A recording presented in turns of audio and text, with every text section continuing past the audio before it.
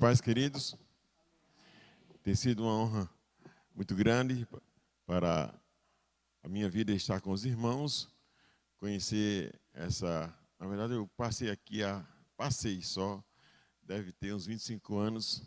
De fato, agora que eu pude conhecer um pouco mais da famosa Garanhuns e dizer que tudo aquilo que o pessoal já falava é verdade. Os irmãos moram num lugar muito privilegiado e Deus possa continuar abençoando essa igreja e também essa cidade. Queremos agradecer em nome da Missão Juvep ao pastor Jean, ao conselho da igreja, também ao casal Silvana e Robério, Silvana líder do conselho missionário.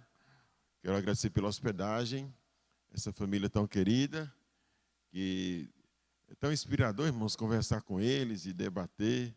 E um coração de uma família que ama profundamente o Senhor e a obra missionária. De forma que, para mim, foi uma alegria muito grande, um prazer de conhecer vocês. Até o Marcos, não sei se ele está por aí, ele pediu até que pudesse falar um pouquinho da Missão Juvep. É uma organização que nasceu aqui na Paraíba, caminhando aí para os seus 38 anos, e o seu foco é plantio de igrejas. Ela começou a levantar a bandeira do sertão no início da década de 80, mas já tem atuado na América Latina, no Peru, na África. Hoje temos uma atuação na Ásia, Índia e como também no Timor-Leste, trabalhando com tradução da Bíblia. São os trabalhos fora do Brasil. E os projetos de plantio de igreja é um projeto auxiliar que mobiliza a igreja do Brasil, semelhante ao PES, só que ele é de maior duração, 22 dias, porque a ideia é deixar naquela pequena cidade, uma cidade com um índice menor de que 5% de evangélicos, uma nova igreja. Como assim nós fizemos agora em julho, na cidade aqui do sertão pernambucano, chamada Granito, em parceria com a Igreja Presbiteriana do Recife, do pastor Samuel, foi implantada a Igreja Presbiteriana naquele lugar. E a cada 6 meses estamos mobilizando novos voluntários para um processo de plantio. E qualquer informação, o próprio Marcos, se você quer participar de um projeto de maior duração, também pode buscar informações no site. Também temos um outro projeto voltado para comunidades rurais. E enviamos equipes de jovens e adultos que vão ficar 1 ano e meio, após 5 meses de treinamento sobre plantação de igreja. A ideia é que naquele povoado de 1.000, 2.000 habitantes, plante-se uma igreja. E certamente a seleção é buscar também, num povoado sem nenhuma igreja, que ali alguém adote uma igreja parceira. A missão Juvep, ela planta igreja para as variadas denominações do Brasil, como também igrejas locais. E temos atuado, trabalhei no primeiro projeto entre os ciganos, quando estive na região de Souza.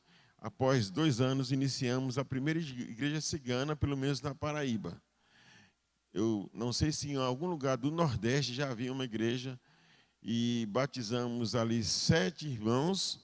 Depois eu fui para um outro lugar e nasceu aqui essa primeira igreja cigana na Paraíba.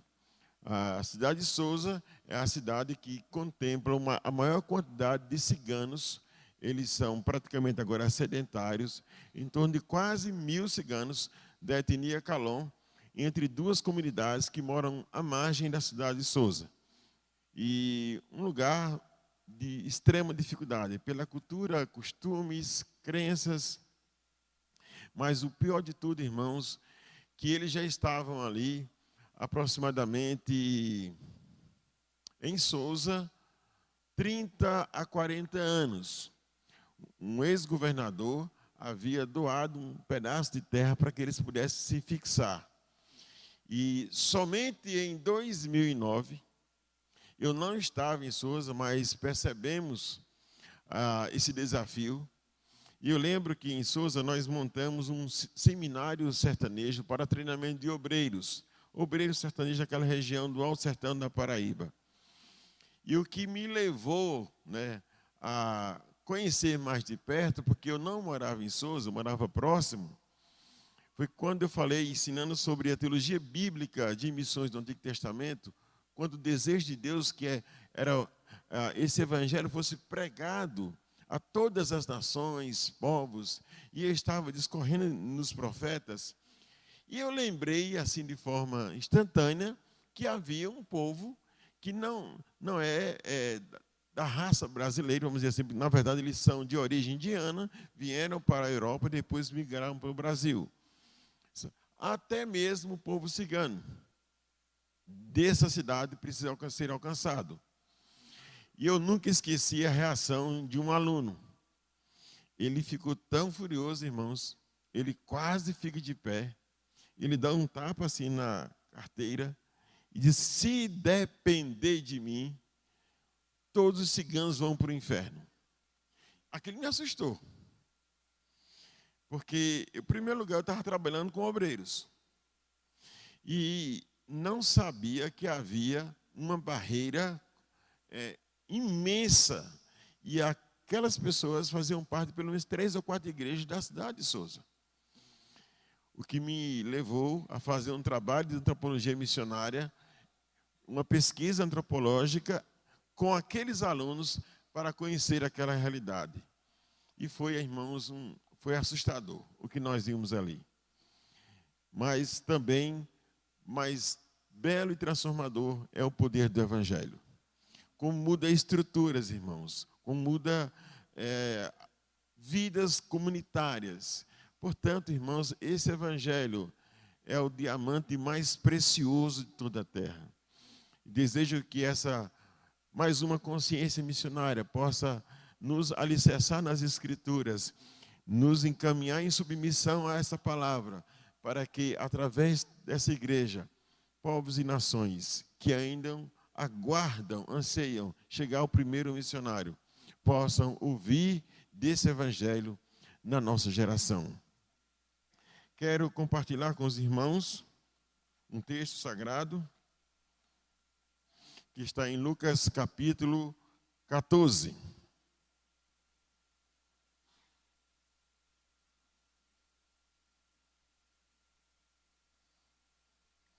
Lucas capítulo 14.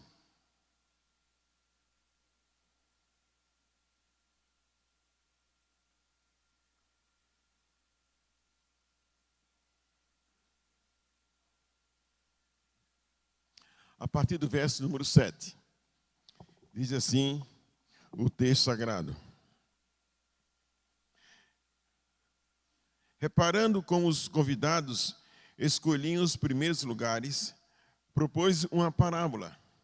Quando por alguém fores convidado para um casamento, não procures o primeiro lugar, para não suceder que, havendo um convidado mais digno do que tu, vindo aquele que te convidou, e também a ele te diga: dá o lugar a este.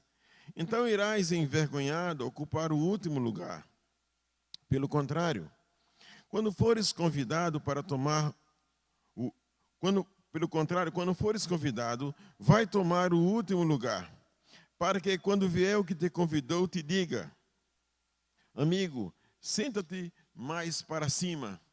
Ser-te-á isto uma honra diante de todos os mais convivas. Pois todo que se exalta será humilhado, e o que se humilha será exaltado.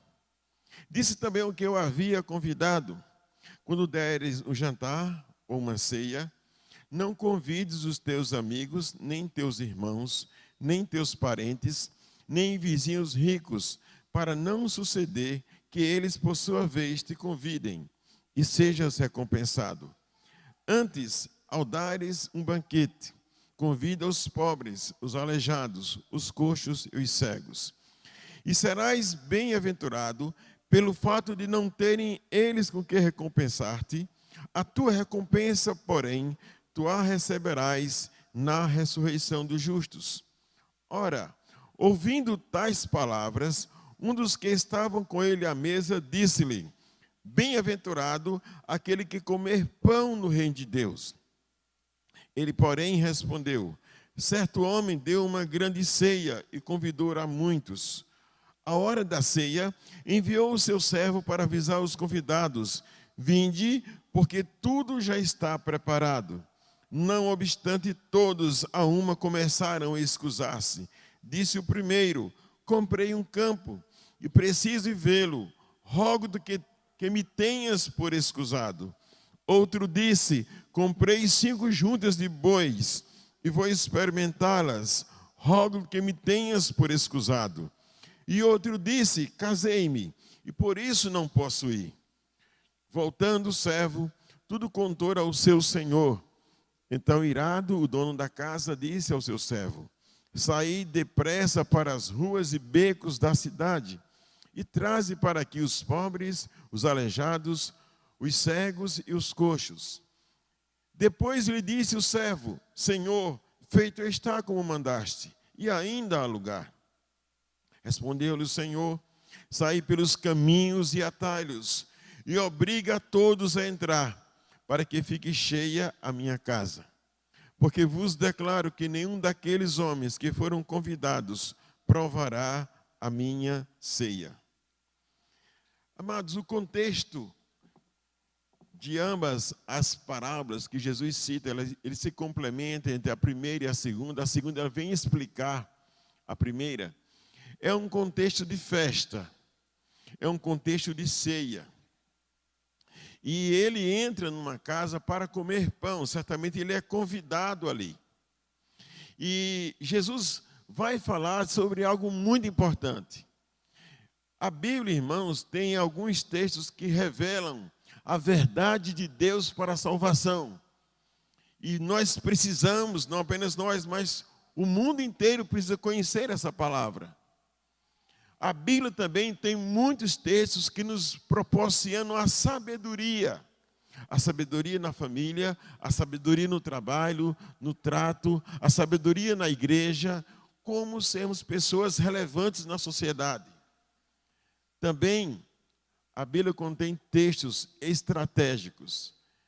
E esse texto aqui, que um desses que eu considero extremamente estratégico, porque ele vai definir o que será de você na perspectiva da eternidade.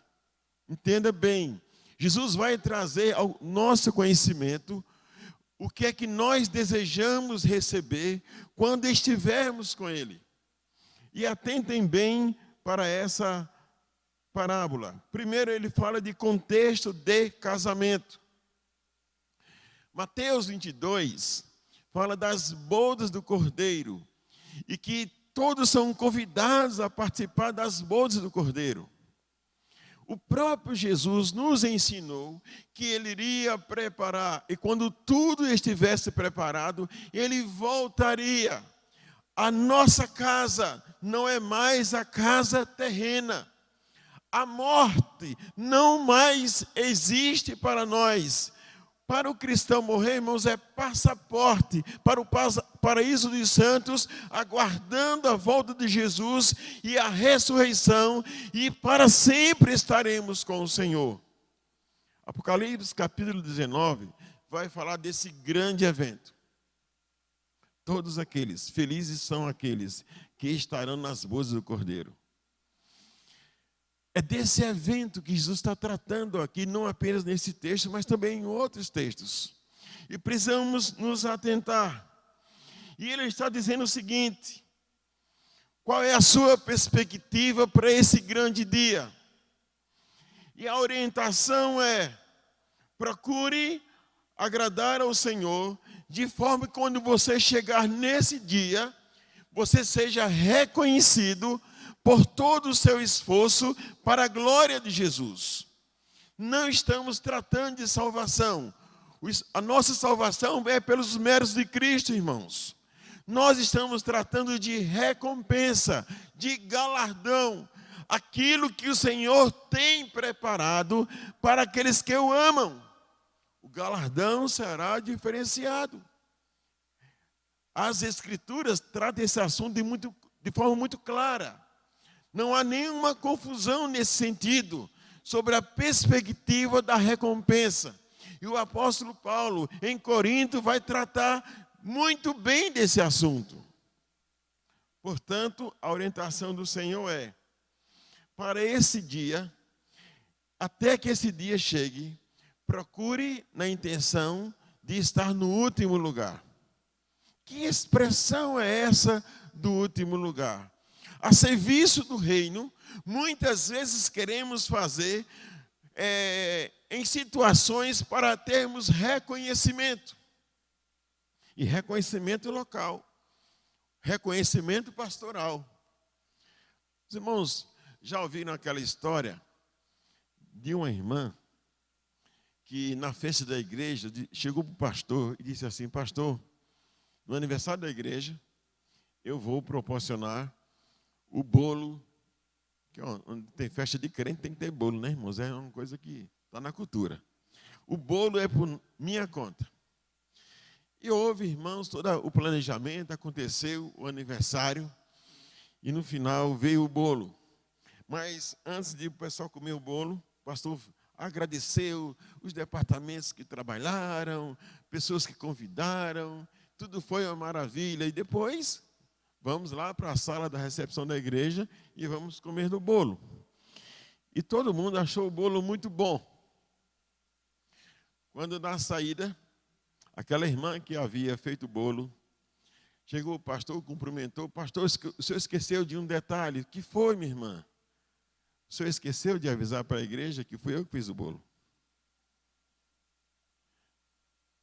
Na verdade, irmãos, ela fez o bolo para quem? Qual era a sua perspectiva de oferecer esse bolo? Portanto, quando nós pensamos no servir a Cristo, e agora, irmãos, estamos numa geração onde todo mundo quer ser percebido, reconhecido. Quantas curtidas você vai dar na publicação de alguém para que de fato ele se alegre?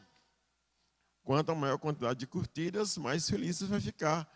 Poxa vida, está todo mundo reconhecendo como eu sou belo ou bonito. E alguém tem que tecer alguns comentários. Eu estou falando, irmãos, que nós vivemos uma geração antropocêntrica. Tanto na perspectiva dos direitos, como também no serviço a Deus.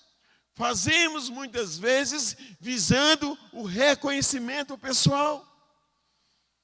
E não apenas isso. Segundo o texto, irmãos, queremos fazer para agradar outros. Porque o verso 12, Jesus assim orienta: quando você der um jantar ou uma ceia, entenda o contexto, não convide amigos, irmãos, parentes, vizinhos ricos, para não suceder que eles, por sua vez, te convidem e sejas recompensado. Diferente disso, ele diz: quando você desejar levar o pão, oferecer o pão, convida os pobres, os aleijados, os coxos e os cegos. São categorias que a Bíblia vai tratar, irmãos, e eu entendo de forma literal, mas também de forma espiritual. E sabemos com o advento do pecado, a nossa história é uma história de dois grupos, dos opressores e dos oprimidos. E a Bíblia nos alerta a olhar para aqueles que são vulneráveis em qualquer sistema econômico, que vigora em qualquer comunidade. E não fique pensando, irmãos, que isso é apenas no modelo capitalista ou algo parecido. Quando eu entrei na comunidade de ciganos, havia um líder. E ele acha fazer pedidos porque havia muita fome, etc, etc. E tudo que acabei descobrindo que vinha para aquela comunidade, ele guardava para ele.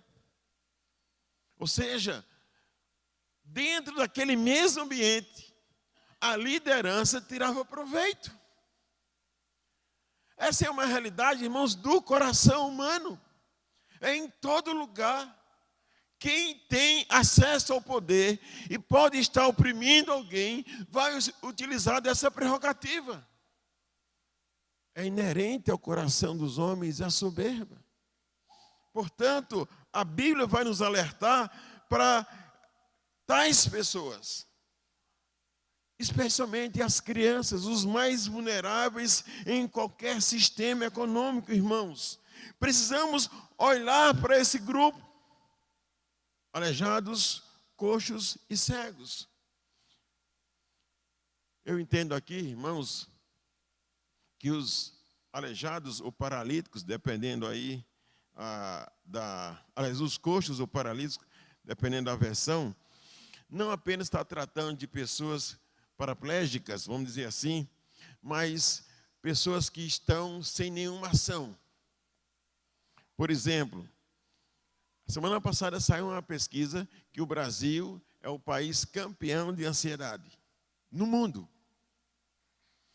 E a doença que mais cresce, que mais desenvolve em todo mundo, é a depressão.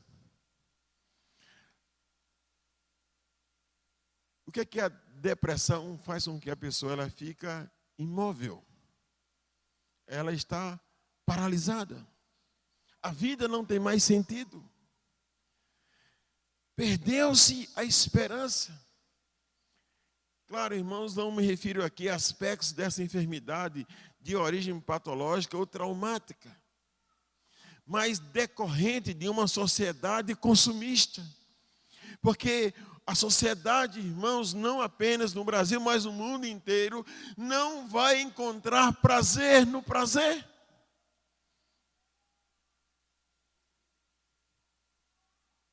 A maior alegria, o maior prazer, é aquilo que Jesus assegura: o meu gozo é completo. Nós só temos, ou descobrimos a verdadeira vida nele. O suicídio, irmãos, como aqui o pastor orou, está em todos os segmentos, e o mais assombroso na adolescência, em nosso país. Portanto, há tantas mazelas que a igreja precisa observar e identificar.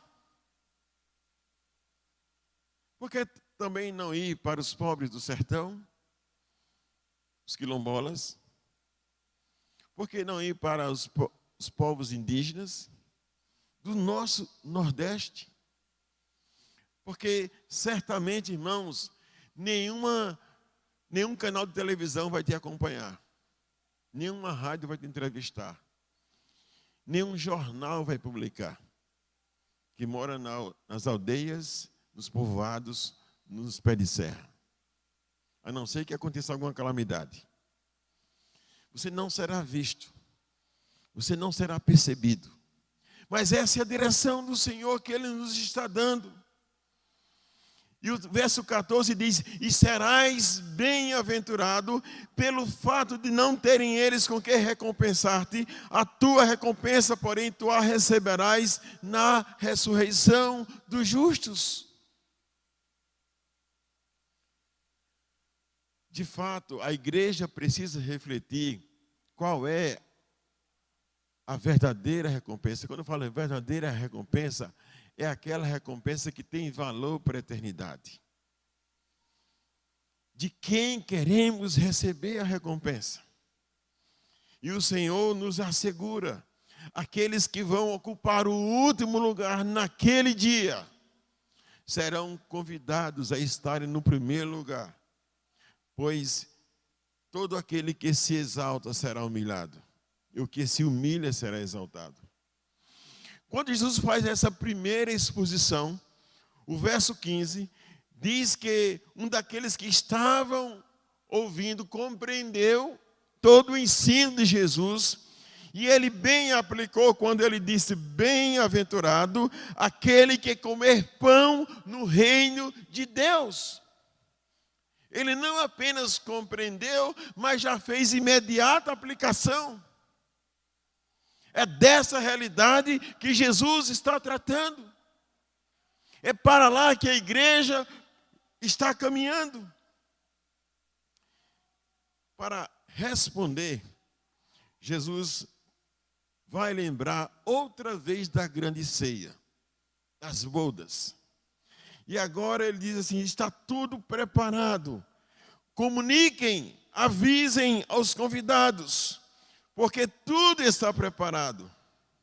O primeiro que recebeu o convite disse: comprei um campo e preciso ir vê-lo. Rogo que me tenhas por escusado. Veja bem, irmãos, isso aqui não é uma excusa, isso aqui é um insulto. Se eu falar para você que tem uma terra lá no Alto Sertão da Paraíba, você me compra essa terra agora? Claro que não. Você vai examinar o solo? Você vai examinar se é produtivo? Você vai examinar se tem água? Ninguém compra, irmãos, especialmente numa sociedade agrária como a de Cristo, sem fazer esse exame cuidadoso a quem pertenceu. O outro disse: comprei 5 juntas de bois e vou experimentá-las. Ninguém compra qualquer equipamento de produção imaginando que aqui é o meio de produção sem estar aprovado e testado. Sem saber se realmente vai corresponder. O que nós estamos, a reação, aliás, o resultado do convite, irmãos, é uma plena recusa. O outro disse: casei-me, não posso ir. Não é o caso de um recente casamento. Em primeiro lugar, irmãos, quando você vai dar uma grande festa na Palestina, todo mundo já sabe 6 meses antes. E, obviamente, ninguém vai se programar para aquele período. Essa grande festa, que tem bois cevados, todo mundo é previamente avisado. E toda a comunidade está se preparando para a festa. E em Israel, só no caso de guerra, e se você tivesse menos de 1 ano de casado, você não poderia ir à guerra. E não é o caso aqui. O interessante, irmãos, que as 3 recusas, as 2 primeiras estão associadas ao consumo.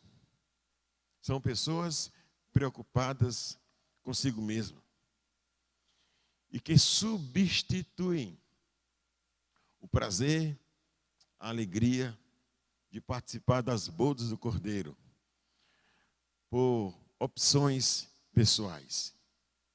Negligenciam a proposta de Cristo.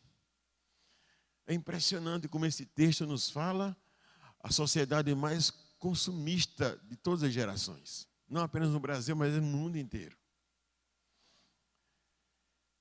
Quando o Brasil, irmãos, teve um período de crescimento econômico, não agora que estamos numa época de recessão, as organizações se reuniram e quanto mais o Brasil crescia, menos contribuía para a obra missionária. Isso foi, irmãos, uma reclamação geral. Quanto mais esse país se fortalecia na economia, menos investimentos fizemos em missões. Se você observar, irmãos, a história de missões, ela está em conformidade com a história da economia. Quando William Carey, a partir da Inglaterra, começa um movimento missionário, entenda bem, o ouro que saía do Brasil, tirado pela coroa portuguesa, era utilizado como pagamento da dívida da coroa portuguesa para a coroa inglesa. E a Inglaterra recebeu muito ouro do Brasil, porque havia uma grande dívida em Portugal. E esse ouro financiou parte do movimento missionário, porque a Inglaterra, irmãos, foi responsável, um dos países mais importantes da história recente missionária. Foi ela que tratou de expandir o evangelho, tanto para a América quanto para a Ásia. Chega William Carey na Índia. Há 2 anos atrás, eu estava no Comiban. Comiban é um congresso ibero-americano de missões. Ele acontece a cada 10 anos. O último foi agora na Colômbia.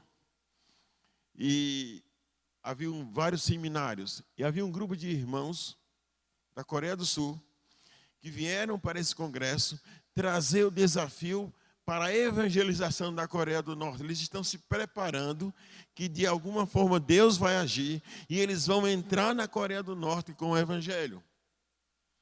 E eles mostraram, né? Eu fiquei bastante curioso para saber como é que está o movimento na Coreia do Sul em missões.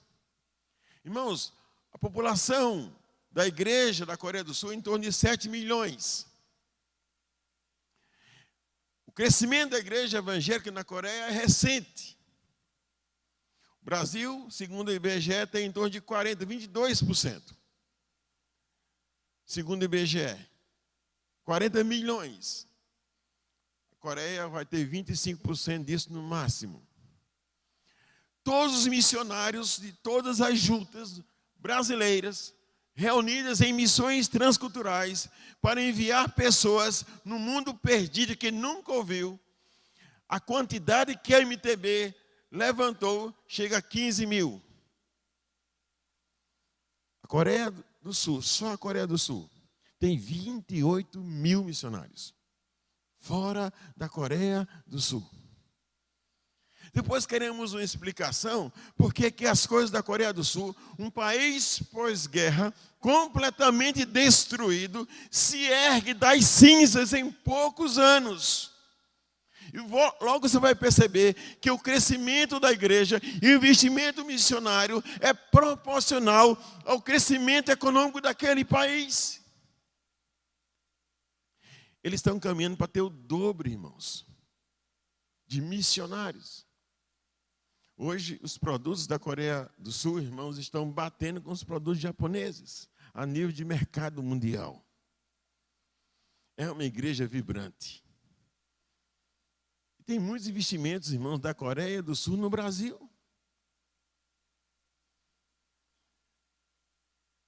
Qual é o país que mais cresce no mundo, na sua economia? A China. Sabe que a China está caminhando para provavelmente ser a maior igreja evangélica cristã do mundo. Segundo, porque não há precisão, mas de todas as organizações que trabalham lá, o número de cristãos chineses está entre 100 a 120 milhões. Vai chegar bem próximo à igreja americana. Daí vamos começar. E eles estão se preparando especialmente para entrar no mundo muçulmano. Eles entenderam que todo esse período de martírio e sofrimento do mundo comunista apenas aperfeiçoou a igreja para uma grande expansão missionária. Eles estão conscientes disso. Quando Mao Tse-tung, irmão, 60, 70 anos atrás se levantou e implantou o comunismo, não havia 5 milhões de crentes na China. 60 anos depois, está chegando a mais de 100 milhões. Entenda o que Deus está fazendo. E depois queremos entender por que é que estamos em crise. Por que é que nós estamos lendo as Escrituras e não estamos seguindo aquilo que as Escrituras nos ensinam como verdade absoluta. Muitos aqui estão preocupados consigo mesmo. O verso 21 vai dizer: voltando o servo, tudo contou ao seu senhor. Então, irado, o dono da casa disse ao seu servo: saí para as ruas e becos. E aí eu vou parafrasear: para as ruas e becos de Garanhuns, e traze para aqui os pobres, os aleijados, os cegos e os coxos. Saí. A missão é para todos. A igreja precisa contemplar todos, porque todos os homens e irmãos que foi feito à imagem e semelhança de Deus, é objeto do amor de Deus, eles precisam conhecer essa palavra à luz do Evangelho, pela pregação. Sem a pregação, como eles conhecerão? O servo retorna e diz: Senhor, feito está como mandaste. E a resposta do Senhor, e de novo eu vou parafrasear: saí agora pelos sítios, saí para Betânia, o Pés de Janeiro, saí para os quilombolas, saí para os povos indígenas, saí para aproximadamente 500 milhões. Estou falando 500 milhões de muçulmanos, mas a população é 1 bilhão e 300 milhões, jamais alcançados. Saí para a terra dos hindus, saí para os animistas africanos, saí para todos os lugares. haverá uma luta, haverá uma resistência. Mas o texto diz: obriga a todos a entrar, para que fique cheia a minha casa.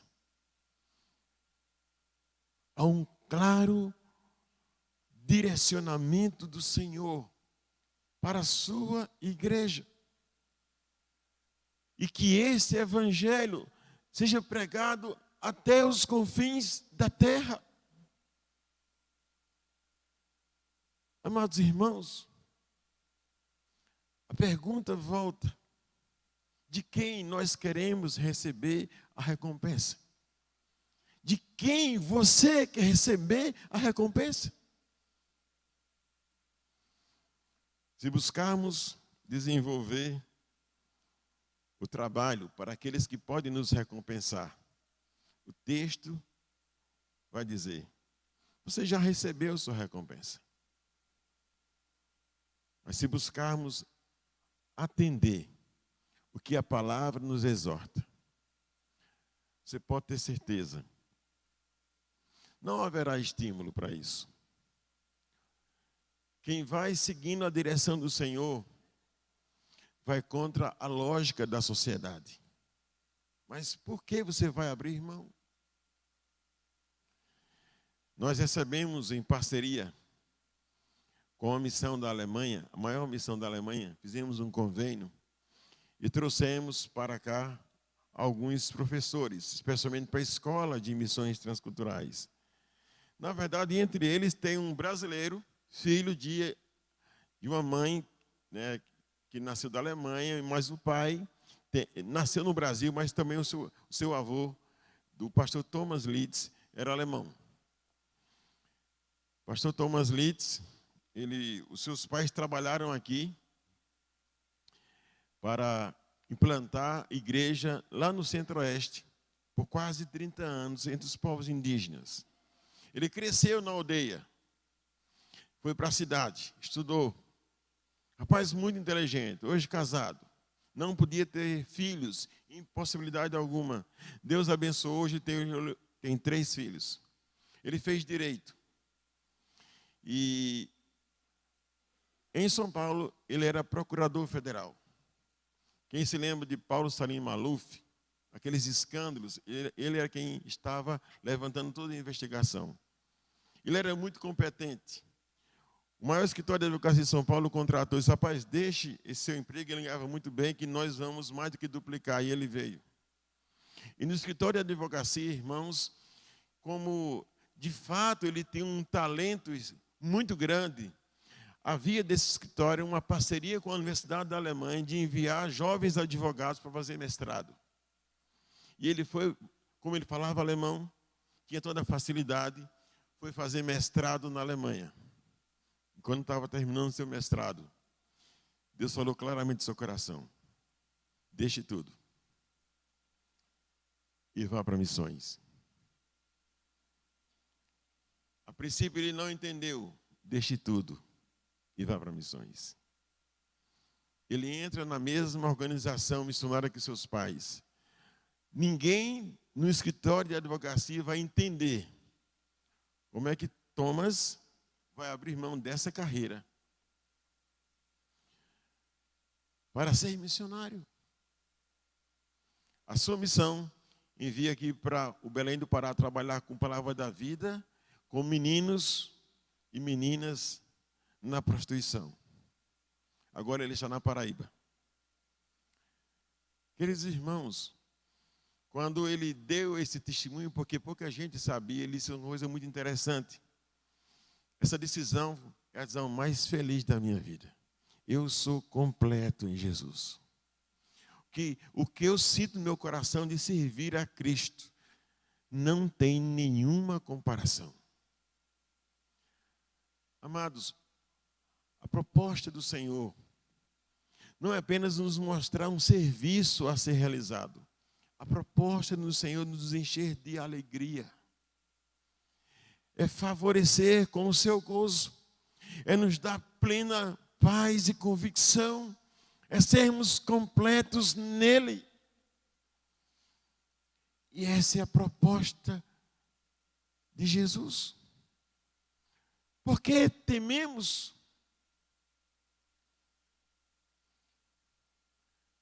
Quando Paulo e Silas estavam na prisão de Filipos,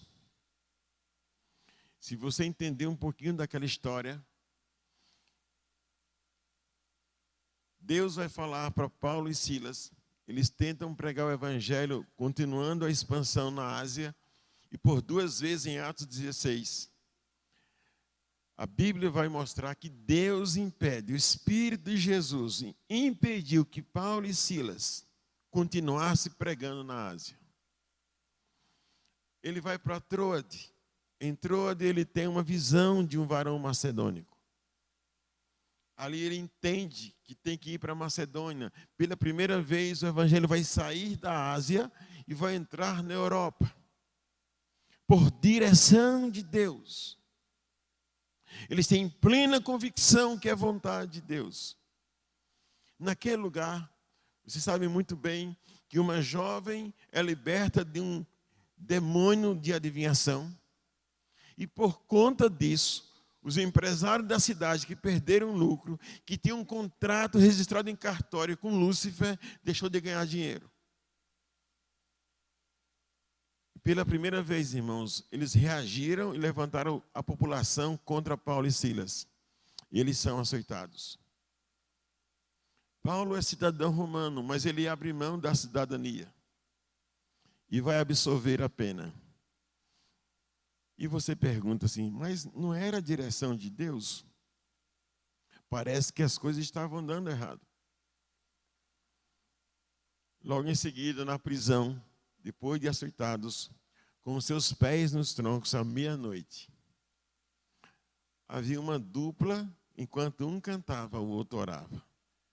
Depois outro orava e o outro cantava. A tal ponto que o céu desceu. Aquele lugar estremeceu. As portas se abriram. Sabe por quê? Porque a Bíblia diz que quando nós estamos fazendo a vontade do Senhor, e assim o sofremos, a carta que o apóstolo Pedro escreve diz: repousa sobre nós o Espírito da glória de Deus, quando nós sofremos por amor a esse evangelho.